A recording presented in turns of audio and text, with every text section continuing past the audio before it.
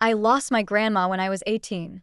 She was a tough, no-nonsense woman who ran her own upholstery business for 5 decades and raised 3 kids, with my mom being the middle child. My mom and grandma often clashed, and when I was young, I would see them fighting over small things and wonder why, until I realized that my grandma hated my mother because of me. For context, according to my aunt, my parents never really wanted me and harbored resentment towards me from the moment I was born. For the first 6 months of my life, I lived with my grandma.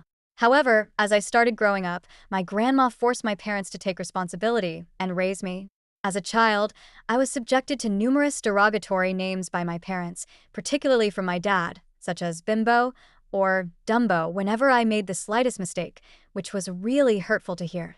Interestingly, despite these labels, I was the most academically inclined among my cousins. Thanks to my parents' encouragement, I developed a passion for pursuing a science degree. However, my parents would beat me for what seemed like trivial reasons, such as wearing nail polish or talking to a boy. My dad never let me wear makeup, disapproved of my tight clothes, even if they were just yoga pants with a long shirt, and essentially objected to anything associated with being a girl. I was still growing, and his controlling nature affected me a lot. When my parents fought, it always somehow seemed to become my fault.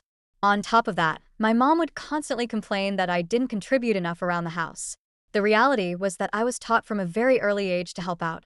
I folded at least 2 loads of laundry every day, cleaned one of the bathrooms daily, handled the dishes, and took care of various other chores like sweeping the floors. Despite all this, I never complained, but my parents never appreciated it. It felt like I was an unappreciated maid at their home. Back then, I did most of the things my parents told me to do, and avoided anything they didn't mention. I refrained from drinking, stayed away from drugs, and made sure not to wear what they deemed exposing clothes. Unfortunately, I wasn't allowed to go out with friends, even for birthdays, and having friends over was also off limits. There were times when I would come up with excuses to stay later at school because I enjoyed spending time with others outside the confines of my home. However, everything changed when my dad was diagnosed with terminal cancer. Even though I hated my dad for always trying to control my life, I didn't want him to die. But my mom clearly didn't feel the same way. She left him, saying she didn't want to be stuck with an ill husband. My dad and I were shocked when we watched her pack her bags and leave.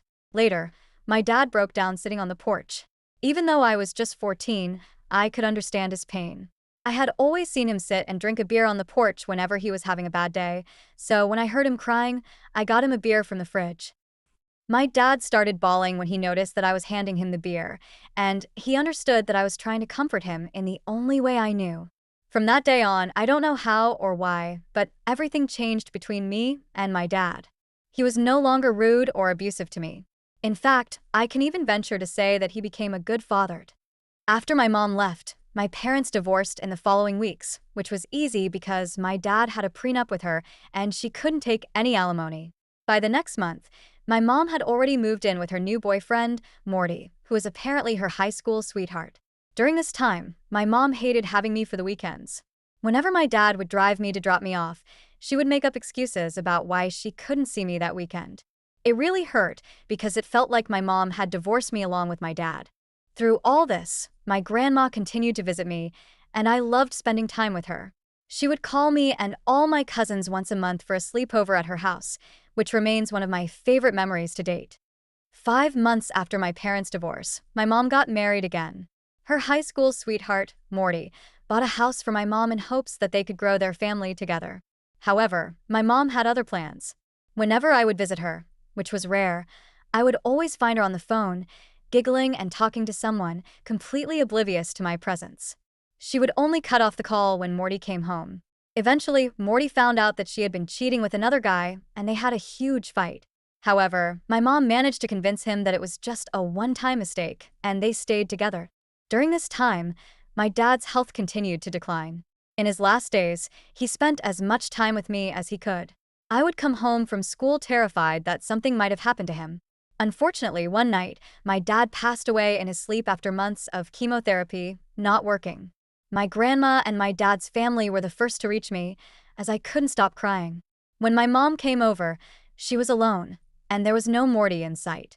I didn't know this then, but my mom had continued talking to the other guy behind Morty's back, and he had finally left. At my dad's funeral, My mom kept saying that his death couldn't have come at a worse time since she was already dealing with a lot. Everyone was shocked and irritated by her callousness. When Dad's will was read, it was declared that all his assets would go to me. Immediately, my mother seemed very interested in getting back into my life. However, my grandma didn't want me living with my mom since she knew the kind of daughter she had raised. She knew my mother only wanted me for the money my dad had left behind for me. My grandma and aunt helped me sell all my dad's assets and open a college trust fund in my name. Since I was still a minor, my mother's name had to be added to the trust. Meanwhile, Morty, my mom's husband, divorced her during this period, and since they had no prenuptial agreement, she ended up with a substantial settlement. That's why my grandma warned her not to dip into my college fund, emphasizing that she already had her own money. My mom agreed to this arrangement. When Mom and I started living together, it felt like I was living with a stranger. She had changed so much over the years, and not in a good way at all.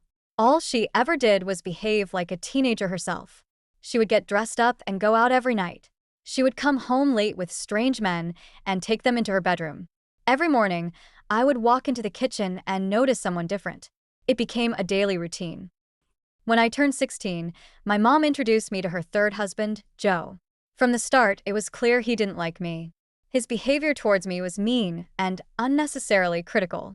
Whenever I raised the issue with my mom, she confronted him, leading to more covert hostility. Then, when my brother arrived 10 months later, my mom's narrative shifted to paint Joe as a good person, claiming that he just struggled to express himself. I was encouraged not to resent him, but to be more understanding. However, Joe had no issues showering love on my baby brother, Brad. Oddly, my mom confided in me several times that she had nothing in common with Joe, but she had married him because he would provide us with a stable family.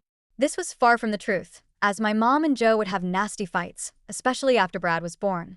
Joe didn't want my mother to spend any time with me, and would yell at her if she wasn't around Brad. He would tell me things like how he wished I had died with my dad, or that I should have stayed with my grandma because he wanted his son to get all the love and attention. It was hurtful and mentally exhausting to live with him, where I clearly wasn't wanted. Every time I begged or questioned my mother about why she stayed with him, she would skillfully change the subject. One day, my mom and Joe left us with my grandma so they could go out with their mutual friends and have a good time. This started as once or twice a month, but turned into them doing it almost every weekend. They would usually ask me to watch Brad while they were out, but that night I was studying for my exams, so they dropped us both off at grandma's. I loved spending time with her, and she would usually cook tasty dishes for me while I could study peacefully. Brad was playing with his toys on the living room floor. My grandma had strictly told my parents that they should be back by 11 p.m. to pick us up. However, even after 11 o'clock, they hadn't come back. I was starting to get worried because I had exams the next day and also needed to put Brad to bed on time, otherwise Joe would yell at me. Meanwhile, my grandma kept calling and left 3 angry messages for my parents. At 12 a.m., Joe and my mom finally showed up in their car, completely drunk, giggling like teenagers. They were obviously intoxicated, and we were shocked they hadn't been caught driving. Under the influence, when they finally got out of the car, I was so angry. My mom seemed irritated when I gave her a piece of my mind. Joe, on the other hand, was screaming at me for not taking good care of Brad and not putting him to bed at a reasonable time. It wasn't even 12 o'clock yet, and he was blaming me for everything. At that point, I had had enough. I screamed at him, telling him that he wasn't my father, and I refused to take any more of his abuse. Joe got even angrier, saying he would throw me out of the house and make me leave. Then, my mom said the worst thing she had ever said to me. She said, "You're no better than your dad. You've always been a burden, and I don't want to raise you anymore. If you can't even be nice to Joe, then you can leave my house, and I'll stop paying for your college." I was completely speechless, and that was the moment I knew my mother had chosen Joe over me. After that, things were never the same. It was clear I no longer had a family,